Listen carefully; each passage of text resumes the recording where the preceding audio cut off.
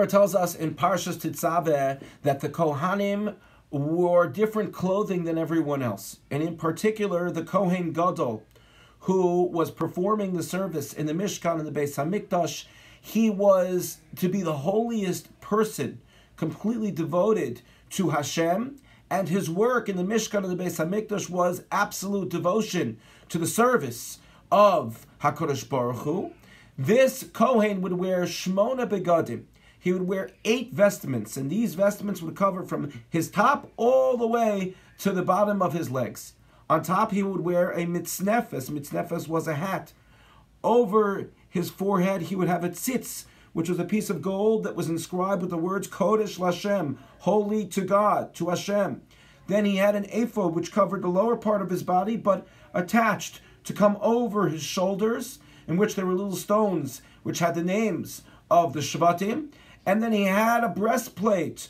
On the breastplate, there were also stones for each shevet, for each tribe. And then the Kohen Gadol wore a me'il, he wore a robe. He also wore a tunic, which was a ksones. And then on the bottom of his me'il, right next to his feet, there were 72 little bells and 72 little gold pomegranates. And the question is, what is the significance of the 72? So the Baal HaTurim explains and says that there are 72 shades of white that one needs to know to determine the different shades as to whether a person has tsaras, which we learn later on in the Torah. Tsaras is a skin disorder, skin disease, which comes from speaking Lashon Hara. So Chazal explained to us that the reason why there were bells and pomegranates on the bottom of the robe of the Kohen Gadol was to atone for Lashon Hara, for evil speech that is spoken. And the reason why there were bells is that the Kohen Gadol, when he would go into the Holy of Holies on Yom Kippur, v'nishma kolo bavo el HaKodesh, it should be known that when the Kohen Gadol was moving, everyone should know to clear away, because when the Kohen Gadol went into Kodesh Kadashim, no one else could be around. It had to be the Kohen Gadol and doing his service in order to attain a kapara, in order to attain an atonement for the Jewish people. And so the question comes to the Pa'amonim v'Rimonim. The Pa'amonim made the bells. The bells made the noise. The Rimonim were right next to the bells.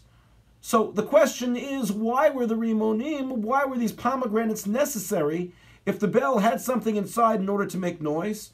We can understand that we need 72 bells, but why did we need the 72 Rimonim? Why did we need the 72 pomegranates?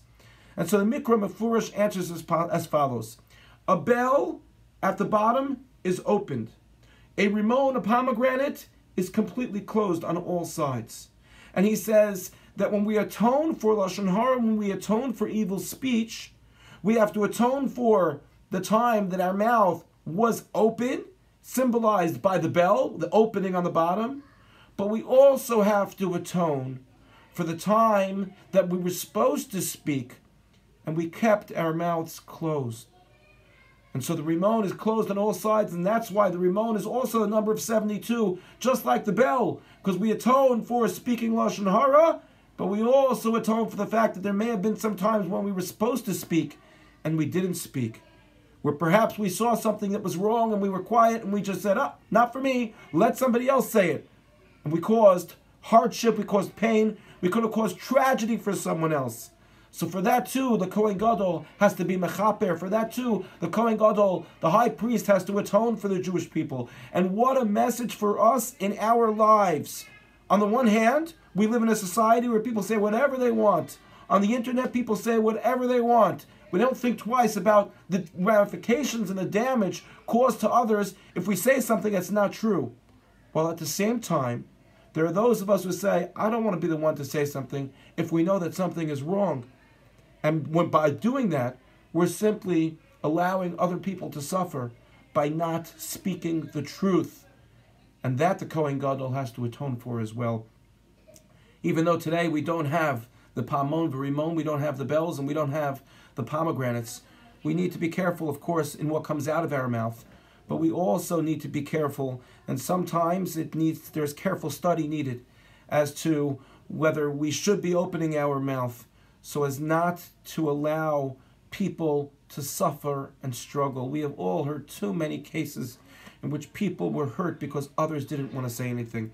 We've witnessed that. We've witnessed that in our society. We've witnessed that, unfortunately, with the shooting that took place in Florida last week, that there were many times that people knew, people saw, but people decided they weren't going to say. And how many more crimes, how many more tragedies have taken place with people refusing to say something. And so we learn this lesson from the Kohen Gadol, and hopefully we'll be able to apply it to our lives, to be careful with our mouths, to be careful when we do open them, and to be careful when we don't open them. Thank you for listening, and have a good Shabbos.